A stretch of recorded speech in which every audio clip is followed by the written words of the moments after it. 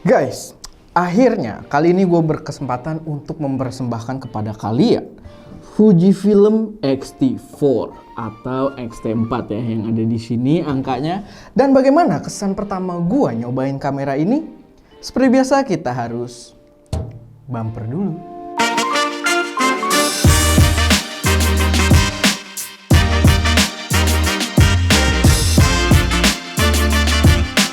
Halo semuanya, selamat datang di channel ST Media dengan gue Erwin yang seperti biasa akan membagikan referensi racun untuk kalian para pecinta teknologi dan juga penggiat produksi konten kreatif kayak videografi ataupun fotografi.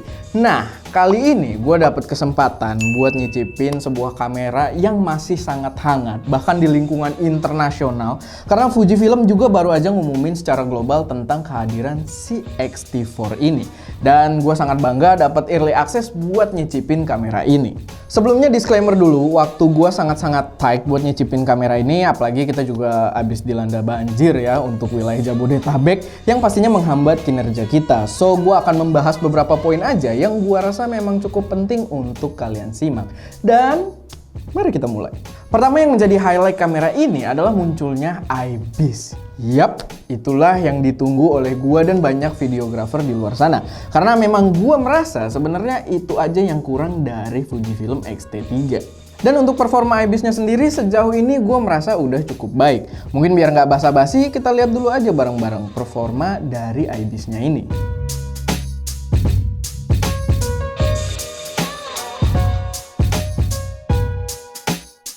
Ini gue lagi ngetes X-T4 pakai Saramonic di atasnya, gue pakai tangan kiri satu tangan ya, gue tes ngevlog. Kalian bisa nilai performa IBIS-nya kayak apaan.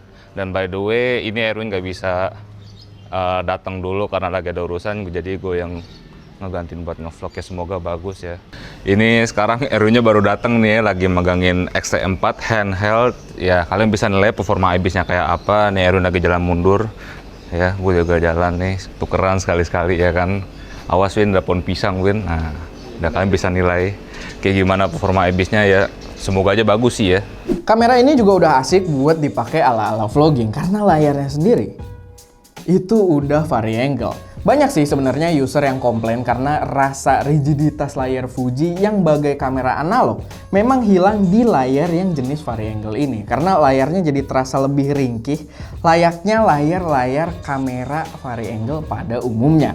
Tapi ya itu selera masing-masing ya. Kalau masalah usability sebagai pengguna yang cukup video-centric dan kadang ngevlog juga, gue menganggap layar ini sebagai poin plus. Selanjutnya update penting di kamera ini adalah dari segi baterainya yang sekarang sudah menggunakan baterai jenis terbaru, yaitu adalah NP-W235 yang membawa kapasitas sebesar 2200 mAh. Walaupun sebenarnya sih ukurannya nggak kayak terlalu besar ya, tapi ya ini lebih besar.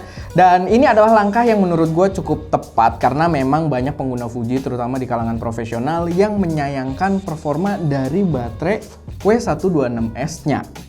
Iya sih, harus invest ke beberapa baterai baru lagi. Tapi menurut gua memang akan lebih efektif begini daripada harus terus bergantung pada baterai yang kecil ini. Walaupun secara ukuran sebenarnya nggak beda jauh ya, tapi ini kapasitasnya tuh kecil.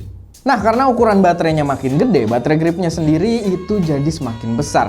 Dan perbedaannya cukup signifikan dibandingkan dengan generasi X-T3-nya. Tapi menurut gua ukurannya saat menggunakan vertical grip kayak gini, itu terbilang cukup enak untuk digenggam. Mau saat mode normal kayak gini, maupun mode vertikal. Karena terasa sangat gagah, tapi ukurannya itu nggak terlalu mengintimidasi layaknya 1DX. Jadi ya, bentuknya tuh jadi mirip 1DX tapi kecil gitu, pas dengan tangan-tangan Indonesia. Tapi pertama kali gue lihat vertical gripnya ini, sebenarnya gue sempet sangat kecewa pas ngeliat headphone jacknya itu dipisah dan diletakkan di vertical gripnya, bukan di kamera. So ini jadi kayak XH1 dan gue sangat menyayangkan langkah ini. Bahkan ketika pertama kali gue jemput kameranya di kantor Fujifilm, gue tidak dapat menahan diri untuk langsung ngomong di situ, ya kok headphone jacknya di vertical grip? Karena dari sudut pandang seorang videografer, berarti kamera ini harus dibeli dalam paket dengan vertical grip kayak gini.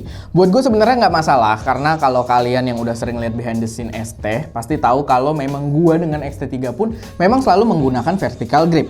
Tapi pastinya itu akan jadi menambah cost dan juga akan jadi beban buat kalian yang suka shoot pakai gimbal untuk gerakan-gerakan ekstrim.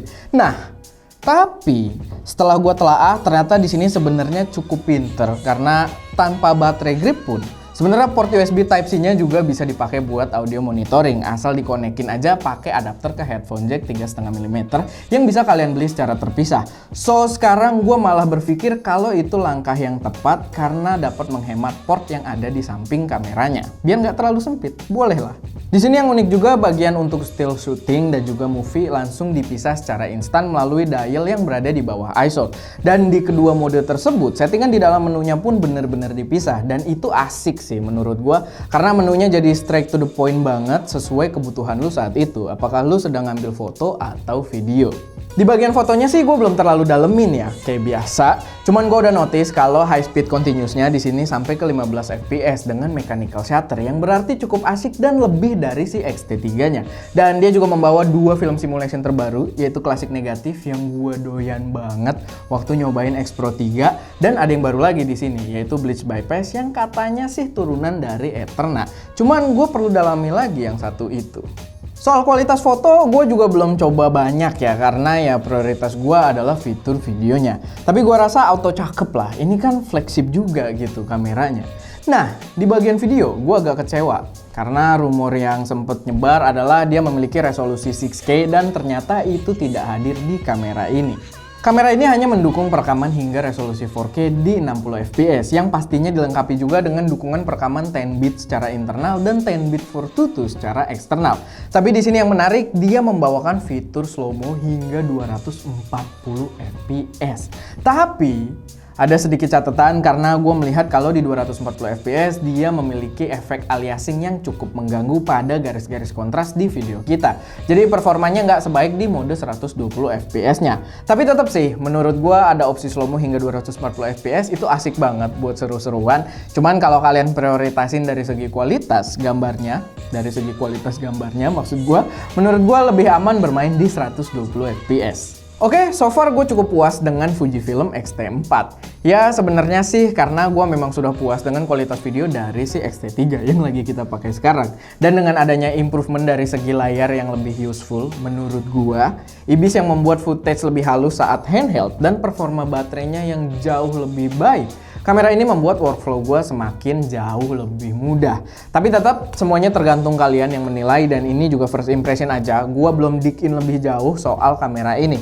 Mungkin masih ada kelebihan atau kekurangan yang belum gue temukan. Buat harga, setahu gue body only-nya dia bakal dijual sekitar 26 jutaan dan akan mulai dijual resmi di Indonesia itu sekitar bulan April. Dan menurut gue sih itu harga yang masih cukup make sense. Oke, paling itu aja sedikit dari gua tentang impresi dari Fujifilm X-T4. Silahkan taruh pendapat kalian di kolom komentar tentang kamera ini. Kalian juga boleh taruh kritik dan saran soal video-video gua. Dan kayak biasa, jangan lupa buat like video ini kalau kalian suka, share ke teman-teman kalian yang mungkin tertarik, dan pastinya subscribe ke channel ST Media untuk mensupport kami terus memberi konten yang lebih berkualitas dan bermanfaat di masa mendatang. Itu aja. Di belakang kamera ada Ska. Di sini ada Erwin, terbalik tuh ya. Tapi ya kalian nangkep lah ya. Dan jangan lupa untuk berkarya.